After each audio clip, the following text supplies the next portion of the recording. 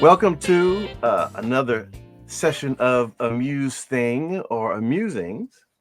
Today, as I've told you, I've got, as I promised, I was going to get some co pilots in here at some point, and I mentioned that on the previous video. And today, I've got my first co pilots. It's like a co pilot and a navigator, and they get to choose which one is which in this scenario. Good friends of mine for long and longer time, Mr. Joel Blakeney. He's raised his hand, and his other half, better half, Anita Lancaster Blakeney.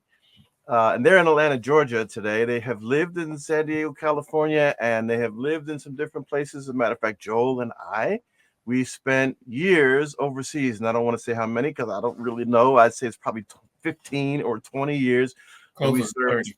We served, right? We served 30 years, right? I say served time, but in a service way in Germany, and we've danced across the spaces in some different places in Germany and in Italy and whatever. So we came to know each other, and this relationship has grown into such that this respect for how we see things. And I'll tell you a little bit about how we see things. I'm from New Jersey with family roots in Alabama, and we were born in the tail end of the boom at 1963. So we share this social scale. We're at about the same place age wise, but so different in the cultural and the social experiences that we had up until at least the time that we joined the army. So we both did that in like 1981 or so, and but our backgrounds shape us in a lot of ways going into that as much as it does the time we spend in it. So Joel comes from South Carolina, and growing up in South Carolina in 1963, I have to really put an understanding on that. His his family, his parents, and those elders, they couldn't even vote. They couldn't go and pull a lever when he was born. So people that are talking about, that not being a long time ago, this is not that long ago. It's very fresh in the memory of somebody like that. Whereas me in New Jersey, I don't remember my parents ever not voting. So we look at the world already in some different ways. From all the things that were happening in the 60s, school segregation, differences of education and the educational levels in one place as compared to education in another. And Anita comes from Ohio, Cleveland, I think. And so I think that if we did a triangle, New Jersey and South Carolina and Cleveland, and drew a circle around that, I still think we'd have very different experiences in our social and our cultural development, right? So, but that's Correct. not what today is really all about. That's just a little background about the people who were talking and where we come from, right? So, what we do, what I said in my last episode was, or one of the last ones, that I feel very blessed that I was able to make it to this point in my life and be financially independent. And so what I described that as was independent as I can go and pay my bills and take care of all the things I need to take care of, and I don't have to go to work to do it. That's independent. And so then, and a lot of people talk about financial freedom because that's what many people want to have. But financial freedom is like that. That's that. Um, I don't have to worry about it at all. Money. I don't have to check my checkbook for anything. I want to do something. I stroke a check. I pull some cash and I go do it. When I get on a plane to Paris tomorrow, I don't ask the question. I go to the airport or call my booker or whatever, and I'm on a plane. I don't care what it costs. That's freedom. I feel blessed to be financially independent, and it took most of my adult life to do it. And so then Joel will be able to come in, and Joel and Nita be able to come in and give their version of that as we move along. But for me, it was just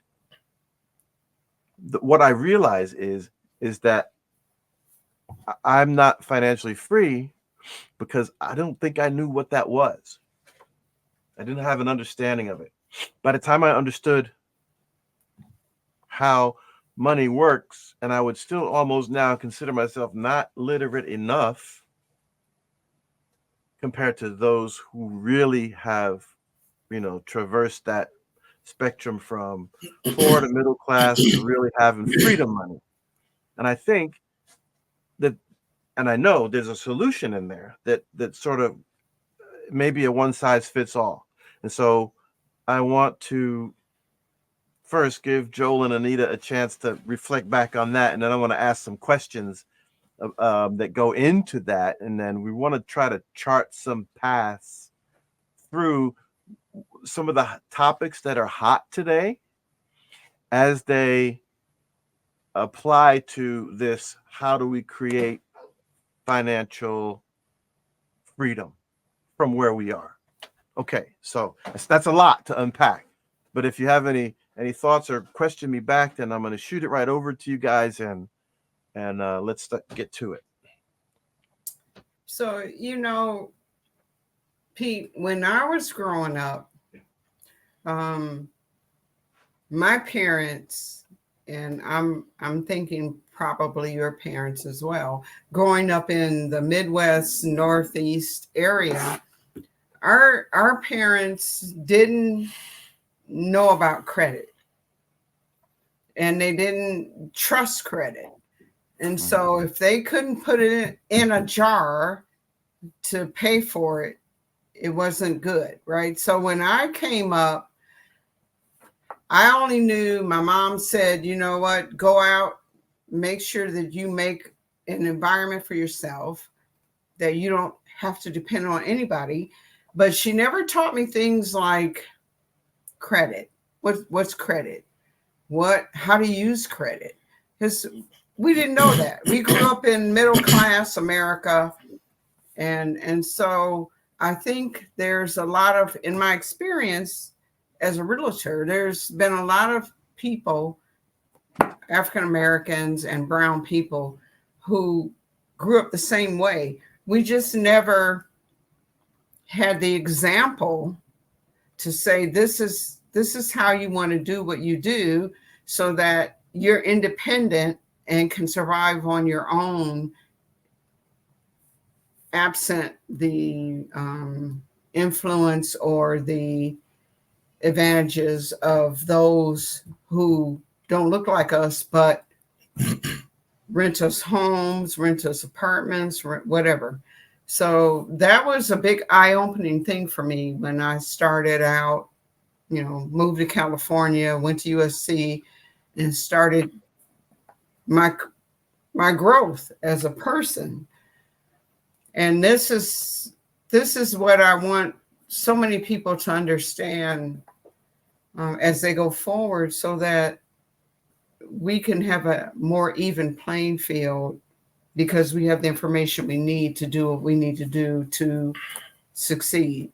And I think for Black and brown people, what success means is very different from what others see. And it has been a thing that has held us back from achieving what we need to achieve as people going forward. And so what do you think, what is it we need to see? So before you answer that, I want to go back to the parents, right? They didn't trust banks, but they didn't trust credit. They didn't trust insurance. They didn't, right? So I know that from my own father. He did, and I didn't know that he didn't trust it. I just knew it wasn't a part of our lives. So why do you think that's so for either one of you, and why, and what is the message or the path to changing it in your opinions? Well, I think that those people, when we and Joel can speak to this better than I can, when we transitioned from slavery to people, Black people who worked as sharecroppers because we didn't know what else to do, because we weren't trained to do anything else. And then we transitioned to the North and the West. I think that we were never endowed with those things that non-black and browns were endowed with from the very beginning as they came over to the United States and created America and did what they did. So I think that it's important for us to know, and like in real estate, I've encountered so many people who their first time homeowners, and this is in 2018, 2019, 2020, where people have never owned homes. They don't have anybody to tell them home ownership is important, right? Because they don't, their fathers, mothers, grandparents didn't know that. So that's a difference. And I think it's so important that we understand that if we're going to go somewhere, as far as being independent as black and browns, or, you know, whatever you say, that you have to own. You have to own. You cannot continue to support through rent people who own, because people who own, they write it off on their taxes, all this stuff. And all we do is feed their ability to make money through write-offs. And that's my big thing. It's a thing for me. So, you know, my goal is to make as many of us who have not already done that understand the importance of owning our own and not renting from. Right. We're talking about creating, I mean, the point that we want to make is creating wealth, right? Sure. Okay. Absolutely. You said something in your monologue there based on us being a type of a triangle. You know, you being from the East Coast, well, Northeast, Anita, somewhat about the Midwest, North Midwest, and me, Southeast, way below the Mason-Dixon line. There's a deep disparity between, and I'm going to have to say this the way it is, between old white money and wealth and Negroes in the United States that are trying to make a living. Huge. For me, it borders on one thing and one thing only. The way that picture was painted in racism that did not allow us to have a step forward without pushing us 2 steps back. And what I mean, and I don't want it to sound so much like a black and white thing, and it's always oppressed us and this and that, but it really is, because me growing up in a situation that impressed in South Carolina during Jim Crow laws, and we're talking about laws now. We're not talking about a custom. We're talking about I can't go in that store because the color of my skin. How can I attain anything? Because, you know, owning stuff is how you get anywhere. The number one thing I think that you need to own in order to start to build wealth is land, because there ain't but so much of it. And if you got it, like one of my grandparents was deprived of 100 acres of land that he, you know, flipped that upside down sharecropping algorithm that had worked on for 67 years, the family. And when we lost, well, I say we because, you know, you can turn 100 acres of land into a lot of wealth when it comes down to farming and everything else, or building a little community in South Carolina. But when it comes down to that, the way that I was impressed with the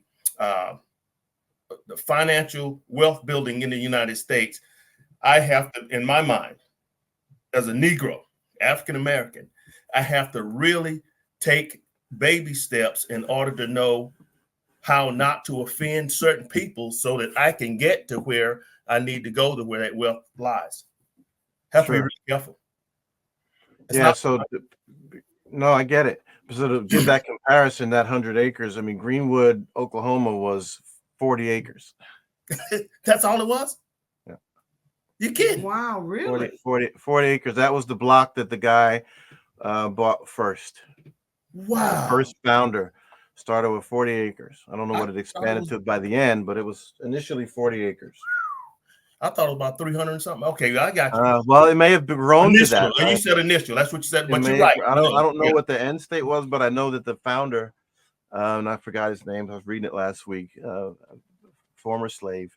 Yeah. Bought 40 acres there, and that's what he was able to do with 40 acres. I mean, once you start building that, and it takes a certain kind of mindset, certain kind of belief, certain kind of exposure to what is possible to be able to do that. So, um, in South Carolina, let's use that for an example, because I'm gonna throw the flashbang back at you. If we know what you're saying, how come? And I say we as a people of color, Black people. Then if we know what you say, then why in South Carolina? Because this is what you'll get thrown back at you. But okay, Joel, back in 1965, 1964, 65 Civil Rights Act, Voting Act, those things were signed into law. Segregation was a thing. Let me finish now. A thing of the past. So, and you grew up, even though in the first couple of years of your life, outside of that, so it's still the way it is now, or hasn't significantly improved in South Carolina. That's what you're going to get back from many people who will give you that, Black and white, as a response to that statement. Because of the systematic racism. That's the point blank. Okay. I'll give you an example. Okay, this is hypothetical, but there's parts of it that I'm going to use as true. Okay, let's take when all the Negro veterans came back from World War II in our community. Quite a bit. There was quite a few of them.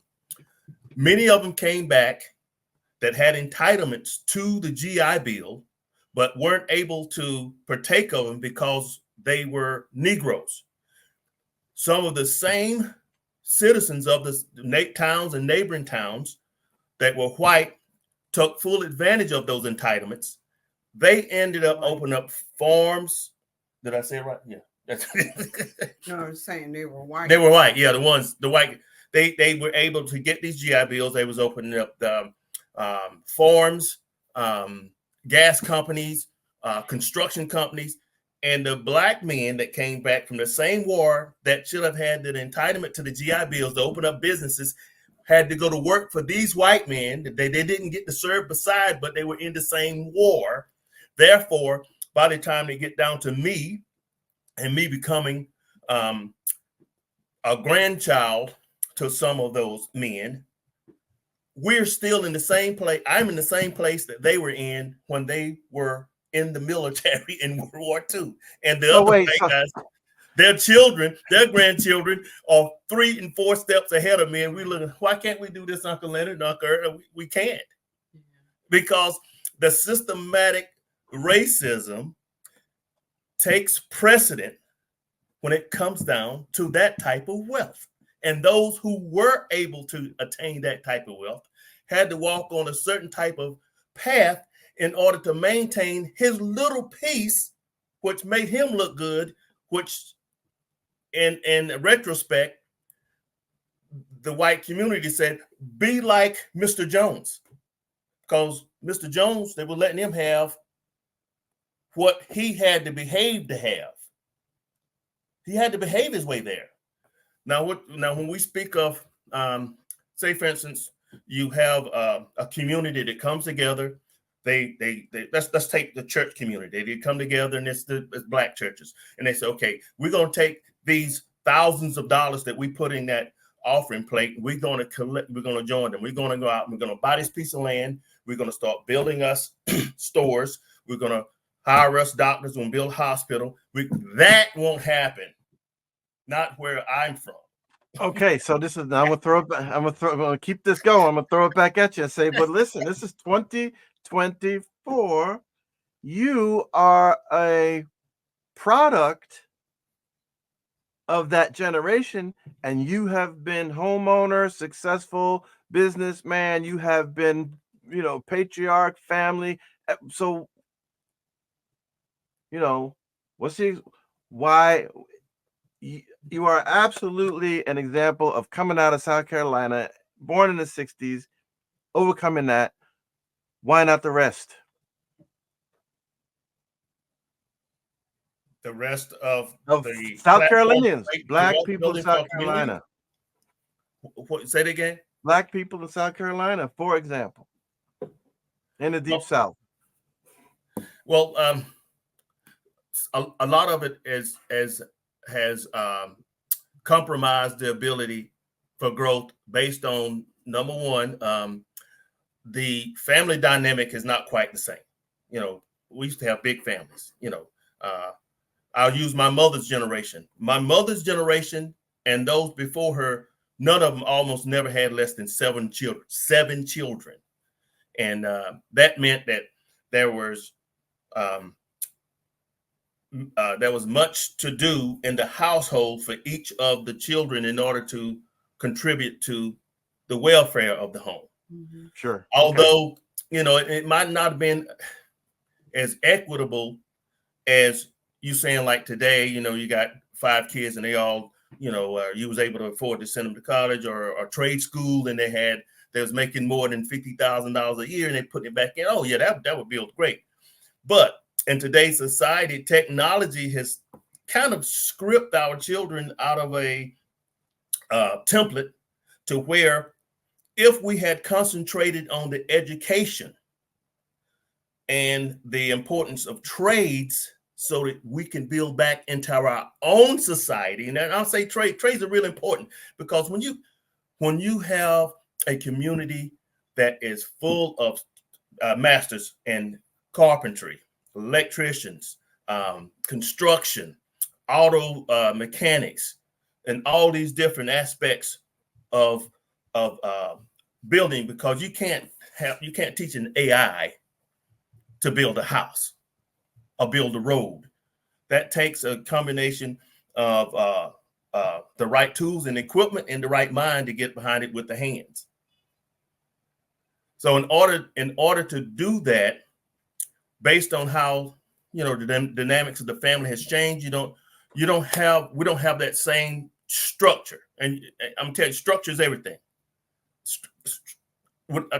I use the example of highway. A highway is a perfect example of structure. You stay on your right lane, and in the opposite direction, the car stays in their right lane. Those are the rules. Yeah. So Somebody said structure drives behavior. Remember that? Just a little sidebar history. So, listen,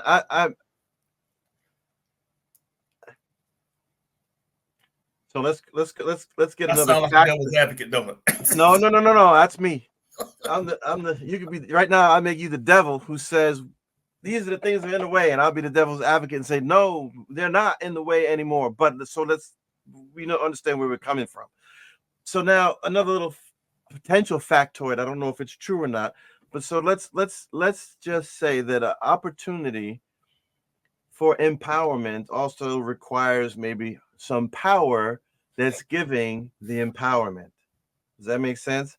So the people who are in charge of the political climate are the ones who make those laws that at the end empower people with opportunity. Mm-hmm. So South Carolina, let's just, because I don't know the stat, and I probably should, but how many African Americans live in South Carolina? How many white people live in South Carolina? And why is it such a deep red state when we know that those numbers are closer than the voting shows? Oh, that's a good question. Now, if my memory serves me correctly, the population of South Carolina, I think, is just a tad over 4 million. And out of that, the African Americans are still in a minority. And much of the wealth is controlled by families who were part of the former Confederacy. And the culture there is still pretty much about the same when it comes down to regulating the regions and the districts. So it gives way to some of the feelings of inferiority for a lot of the Black folks, that they feel that, hey, this is the way it is, because, I mean, come on, let's look at it. Only 10 years ago, the capital of South Carolina took the Confederate flag off the Capitol. Come on. Come on. The Ku Klux Klan still have their rallies in the Capitol, right down Main Street, walking to the Capitol every year. In 2024? It's going to happen July 2024. Yeah. So we'll come back on that one. So, all right. So you shot a little bit of a hole in my plan, but not that much. You don't have to go that way. Because I think that's the problem. No, because I think therein somewhere lies the problem. In one, I think you mentioned education. Thanks for stopping in and checking out part 1, because we got into some good discussions that went in a little bit longer than I wanted to. So I found a spot where I thought, okay, end of part 1 right now, and then look forward to seeing how we got into a little more discussions about how we can improve our society in part 2, and then maybe even a part 3. Like and subscribe, because we really want to build something that's good for the people, and you're some of the people that we want to really entertain and amuse with the Muse Thing. So see you on the next one.